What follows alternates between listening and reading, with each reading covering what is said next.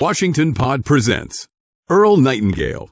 To begin, let's get rid of the old myth, once and for all, that money is bad or unimportant. It is not bad, and it is important. It's vitally important. It's just as important as the food and clothes it buys, the shelter it affords, the education it provides, and the doctor's bills it pays. Money is important to any person living in a civilized society. To argue and split hairs to the effect that it's not as important as other things is absurd. Nothing will take the place of money in the area in which money works, and that's all there is to it. What is money? Money is the harvest of our production. Money is what we receive for our production and service as persons, and which we can then use to obtain the production and services of others. We can quite often accurately gauge the extent of our production and service by simply counting the amount of money we receive for it. You'll hear people say, money won't bring happiness. The earning and possession of money has brought a lot more happiness than has poverty. Money is a warm home and healthy children. It's birthday presents and a college education. It's a trip abroad and the means to help older people and the less fortunate. We're not saying that piling up a lot of wealth is important. What we're saying is that money is important because it's the only reward which is completely negotiable and can be used by everyone. Look at it this way. A diamond is more valuable than a lump of coal, yet that's exactly what a diamond was at one time.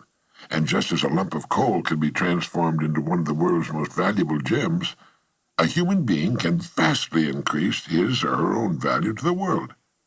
Try to remember this formula. The amount of money we receive will always be in direct ratio to the demand for what we do, our ability to do it, and the difficulty of replacing us. A highly skilled human being is worth more money in our economy than a person who is not highly skilled and who can be easily replaced. Now, this is not to say that one person is any better than any other person or more important. Remember that in this message, we're only talking about money, nothing else. A janitor is just as important as a human being as a brain surgeon, but the amount of money they'll earn will be proportional to the demand for what they do, their ability to do what they do, and the difficulty of replacing them. A person can be trained to clean and maintain a building in a few weeks, and replacing the person is not difficult. A brain surgeon spent many years learning his profession, often at great personal sacrifice and at extremely high cost, and he cannot be easily replaced. As a result, the surgeon might earn as much money in an hour as a janitor might earn in a year. Now, these are extreme cases used to show the relation of income to demand, skill, and supply, and this is as it should be. This is why there are few limitations on a person within his or her company and industry. Their incomes will be in exact proportion to the demand for what they do, their ability to do what they do, and the difficulty of replacing them. That's why the whole idea of trying to get something for nothing is ridiculous and won't work. A top jockey will earn a great deal of money every year, which will represent about 10% of the winnings of the horses he rides. You might say riding a horse serves no useful purpose, but the demand is there, useful or not. It's the same with a star in show business. His or her income will very accurately reflect the demand for what he or she does. Now that's why preparation for life is so important. Luck has been defined, as we've mentioned, as what happens when preparedness meets opportunity. A great opportunity will only make the unprepared, the unqualified, appear ridiculous. For every one of us, opportunities are all around us. Our ability to see them will depend in large part on how well we've prepared ourselves. Now, how do you stack up in this regard? While this may sound elementary, you'd be amazed at the number of people who want more money but don't want to take the time and trouble to qualify for it. And until they qualify it, there's no way on earth for them to earn it. It's like the person who wants a good-looking figure but doesn't want to change eating habits. To 9/10 of the world's population, the average North American is already rich. There's a greater difference between the standard of living of most of the world's population and our average worker than there is between the standard enjoyed by our average worker and the richest person in our society.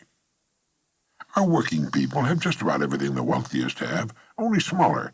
They have a home, car, often two of them, radio, TV, savings account, debts. They're just smaller. Their food is as good and just as plentiful. Their beds are just as comfortable. Their home is just as warm in the winter. They have exactly the same amount of time and just as much, maybe more freedom. Their life expectancy at birth is about 75 years. For the rest of the world, on the average, it's less than 60. With only a fraction of the world's population, we in the free world have half the world's total money income. We have more than 2/3 of all the automobiles on the planet. So in talking about money, let's understand that we're already rich as a people. Now, how much do you want? How much money do you need to live the way you want to live, to accomplish the goals you've established for yourself? Most people think they want more money than they really do, and settle for a lot less than they could earn if they went about it the right way. The world will pay you exactly what you bargained for, exactly what you earn, but not a penny more. Do you remember that old poem that goes, "I bargained with life for a penny, and life would pay no more"? Well, that's about it. We'll receive not what we idly wish for, but what we justly earn. Our rewards will always be in exact proportion to our service. If you don't like your income, you must devise ways and means of increasing your service. Your service must come out of you, your mind, your abilities, and your energy. A strong person cannot make a weak person strong, but a weak person can become strong on his or her own by following a specific course of action for a sufficient length of time. And a person who's already strong can become a lot stronger. It's the same with this business of money. People who refuse to do more than they're being paid for will seldom be paid for more than they're doing. You may have heard someone say, "Why should I knock myself out for the money I'm getting?"